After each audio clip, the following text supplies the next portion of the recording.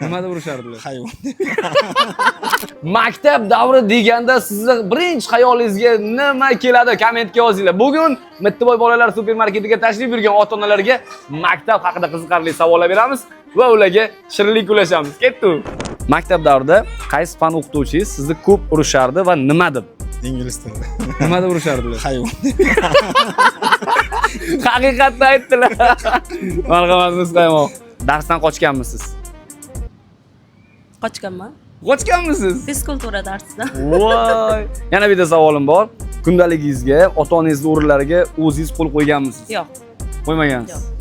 Yo'q, haqiqatni aytdilar. Marhamat. Men fizkultura yoqtirmaganman-da. Maktab davrida eng ko'p nimani sog'inasiz yoki kimni sog'inasiz? O'rtoqlar bilan ko'proq vaqt o'tkazishni sog'inamiz aka. Aha. Shu bo'ldi, boshqa hozir tarqalib ketgan, o'zingiz ham shunday bo'lsa kerak. Yig'ilolmayapsizlarmi? Yig'ilamiz, endi to'y ma'rakada.